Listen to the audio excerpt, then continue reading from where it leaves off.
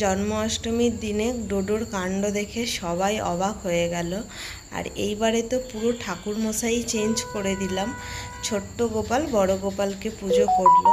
কেন এই কথাটা বলছি, তার জন্য কিন্তু আপনাদের পুরো ভিডিওটা দেখতে হবে। আশা করছি ভালো লাগবে। নমস্কার বন্ধুরা, গুড মর্নিং। কেমন আছেন? আশা করি ভালো আছেন। MS লাইফস্টাইলে সবাইকে ওয়েলকাম জানাচ্ছি।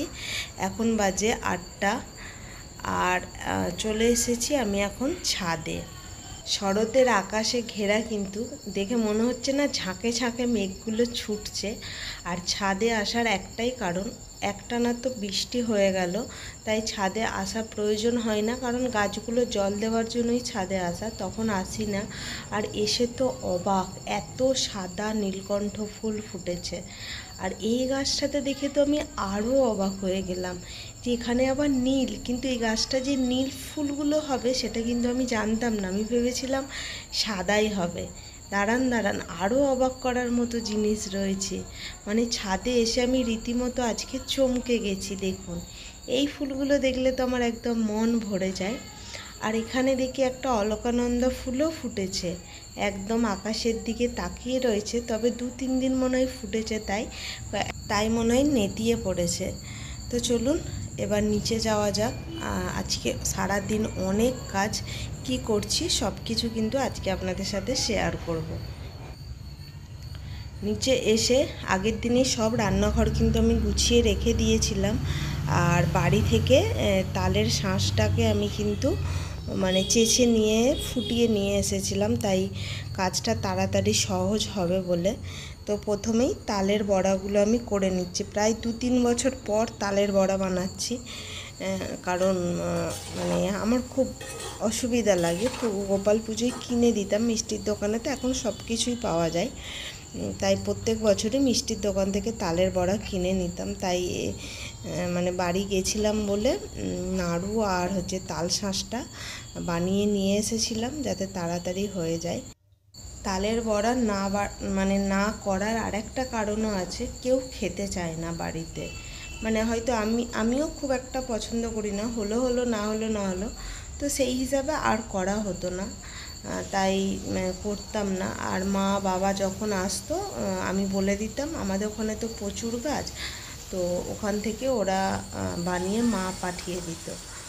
তো প্রথমবার আমি তালের মালপোয়া করছি, তো প্রথমটা দেখলেন পুরো ছেড়ে গেছে, তো ওর জন্য আরেকটু সুজি দিলাম, দিয়ে এবার আস্তে আস্তে করে দেখছি না এবার ঠিকঠাক হচ্ছে।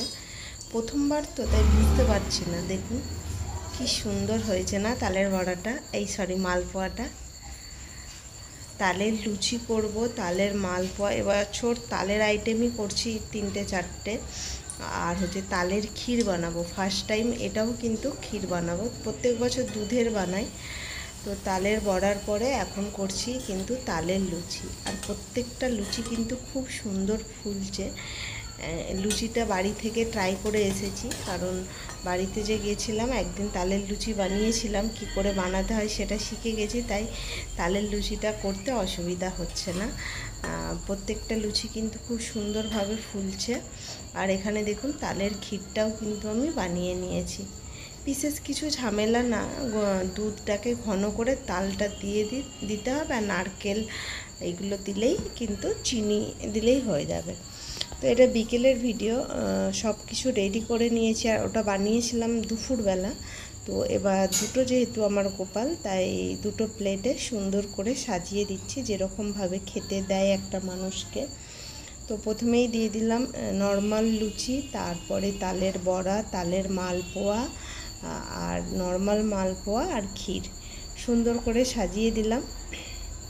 আর এখানে আমার গবলুটাকে সাজাবো, ও প্রত্যেক বছরই গোপাল সাজে। দেখুন ওর ফুল লুক কিন্তু রেডি। গোপাল এখন মনের সুখে বাঁশি বাজাচ্ছে, রাধাকে ডাকছে, রাধা তুমি কোথায়।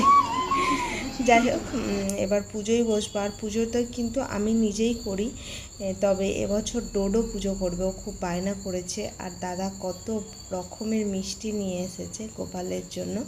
তো এখানে সব কিছু রেডি, ক্ষীর নিয়ে এসছে, চকলেট, সব কিছু।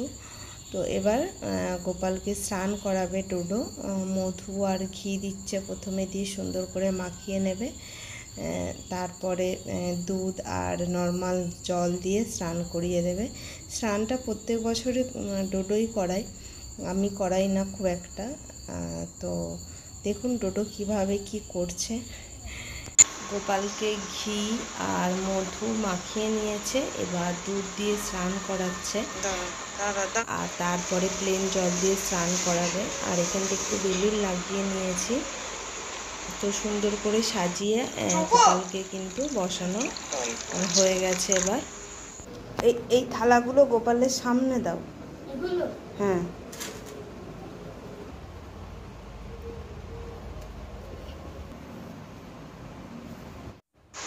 গোপালের সামনে সব কিছু সাজিয়ে রাখা হয়ে গেছে। এবার কিন্তু ডোডো পুজো করবে, আর কিভাবে পুজো করছে সেটাই আপনাদের দেখাবো।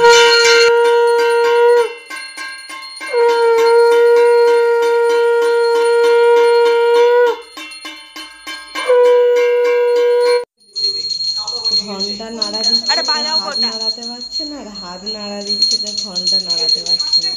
তবে ওর আর একটা বিশেষ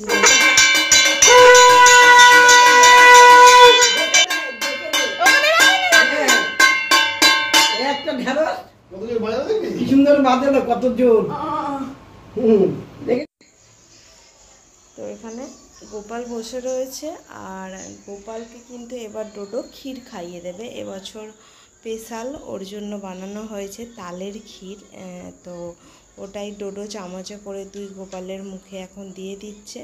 তবে পুজো শেষ হলে কিন্তু আমাদের এক জায়গায় যেতে হবে, সেখানেও গোপাল পুজোরই নিমন্ত্রণ করা রয়েছে। আর বিকেলে যখন পুজো দিতে গেছিলো ডোডো, ওকে বলেছে তুই কিন্তু ওই সাজেই আসবি। তাই পুজো হয়ে গেলে সবাইকে প্রসাদ দিয়ে যাব ওখানে, যেখানে গোপাল পুজো নিমন্ত্রিত আছে, মানে পাড়াতেই হয়েছে সেখানে। তো এখন ডোডো আর আমি মিলে বসেছি, সবাইকে প্রসাদ দেবো সেটা দিতে। তবে ডোডো কিন্তু এগুলো করতে খুব পছন্দ করে, তাই আমার সাথে ও বসে হেল্প করছে। তো সবাইকে এখন প্রসাদ দিয়ে নিই। প্রসাদ দিয়ে বেরিয়ে পড়েছি যেখানে যাব বলছিলাম।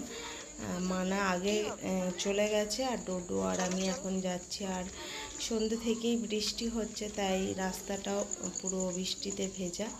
তো চলুন ওখানে যে কি হচ্ছে সেইটা শেয়ার। তো চলে এসেছি, এখানেও এসে দেখি জাস্ট ঠাকুরমশাই এসেছে। পুজোর আয়োজন সুন্দর হয়েছে। তো এখন সকলে মিলে পুজো দেখব, প্রসাদ খাবো, তারপরে বাড়ি যাব। আর তাহলে আজকের ভিডিওটাও তাহলে এখানেই শেষ করছি। ভিডিওটা আপনাদের কেমন লাগলো অবশ্যই জানাবেন। আর ভিডিওটা যদি আপনাদের ভালো লেগে থাকে তাহলে চ্যানেলটা সাবস্ক্রাইব করবেন, পাশে থাকবেন। সবাইকে আজকের মতো টাটা, দেখা হচ্ছে আবার নতুন একটা ভিডিওর সাথে।